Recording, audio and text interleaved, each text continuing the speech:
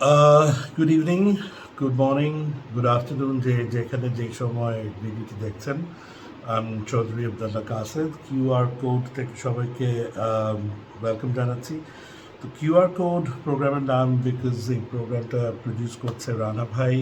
R stands for Hem, Q stands for Qased.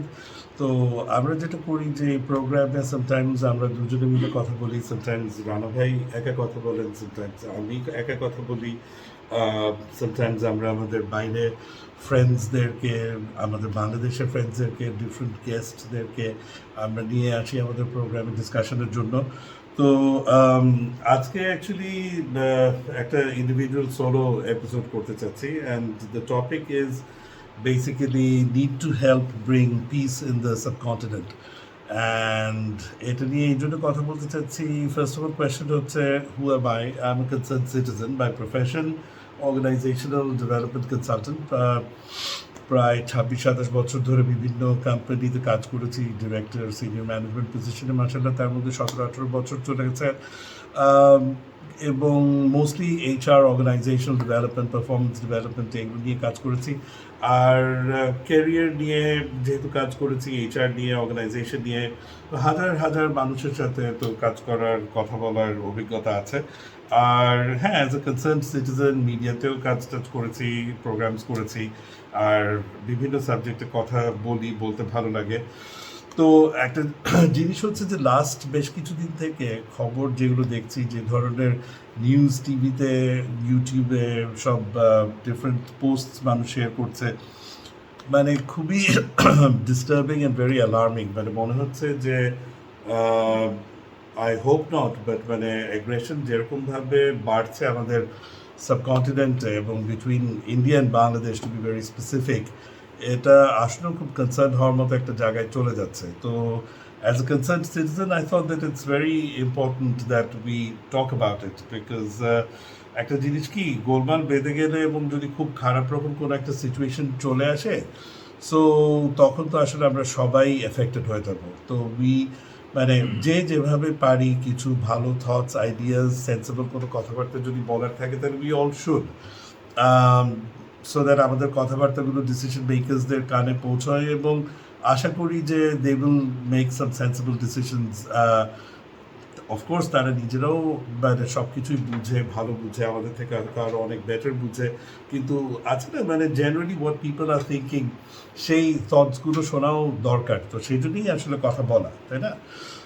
তো একটা জিনিস কি, আমাদের তো আসলে খেয়াল রাখতে হবে যে মানে everything will get affected. Economy will get affected, business will get affected, futures will get affected. Crore crore মানুষের ভবিষ্যৎ, তাদের নেক্সট জেনারেশনের ভবিষ্যৎ, সব কিছু কিন্তু আসলে ইন্টারলিঙ্কড হয়ে যাচ্ছে। এবং একটা জিনিস খেয়াল রাখতে হবে যে একটা সিচুয়েশন, একটা ঝামেলা যখন বাড়তে থাকে, তখন যে কোনো কনফ্লিক্ট সিচুয়েশনে আসলে ইগো, প্যাশন, ইমোশন, এই জিনিসগুলো কিন্তু সামনে চলে আসে। এবং এই জিনিসগুলো যখন সামনে চলে আসে, তখন people stop thinking rationally, and then দেখা যায় যে একটা খুব খারাপ কোনো সিচুয়েশন তৈরি হয়ে গেলে তখন মানে অনেকে রিগ্রেট করে যে এটা হয়তো এরকম না। এটা ইভেন দুটো মানুষের ঝগড়াঝাটির মধ্যেও দেখা যায়, ফ্যামিলির মধ্যে, ফ্রেন্ডসদের মধ্যে, রিলেটিভসদের মধ্যে, পরে অনেক রিগ্রেটস থাকে, অনেক কনসার্ন থাকে যে এটা কী হলো, কী হয়ে গেল আমাদের। কিন্তু মানে ঝামেলাটা বাঁধার আগে সবাই কিন্তু আসলে একটা, মানে আমিও দেখিয়ে দিব ওর কত বড় সাহস, ও কি জানে আমার কতটা স্ট্রেংথ, এই জিনিসটা চলতে থাকে, এবং মানে ultimately this causes serious damage. আর একটা জিনিস যেটা আমাদের সবসময় খেয়াল রাখতে হবে কি, যে লিডার্স যারা থাকে, যারা ইউজুয়ালি ফোরফ্রন্টে থাকে, ন্যাচুরালি তাদের ফোরফ্রন্টে থাকে, they have generally a lot of protection. And খুব রেয়ার হয় যে মানে লিডার্সরা নিজেরা অত খারাপভাবে এফেক্টেড হয়।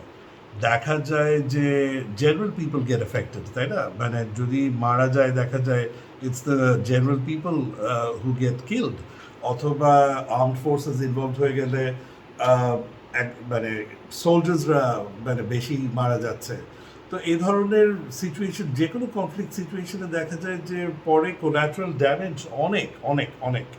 তারপর তো ইনফ্রাস্ট্রাকচার মানে কত কিছু ক্ষয়ক্ষতি হয়ে যায় এগুলো মানে রিবিল্ডিং এটা মানে 10 বছর 15 বছর 20 বছর একটা দেশ পিছিয়ে যায় আর সেটার পরেও যে মানে ওরকম পুরোপুরিভাবে ঘুরে দাঁড়াতে পারে not necessarily not everybody is like Japan not everybody is like Vietnam and এদেরও ফেরত আসতে মোড় ঘুরতে 25-30 বছর লেগেছে and they are countries that are extremely resilient এবং হার্ডওয়ার্কিং এবং মানে innate capacity for recovery is very high যেটা আমাদের অতটা নেই তো উই শুড নট অ্যাকচুয়ালি মানে মানে আছে না we should not want to get into a aggressive situation and same goes for India as well because of course India is far more powerful much bigger কিন্তু আমাদের দুটো দেশের মধ্যে problem যদি লেগে যায় মানে যেটা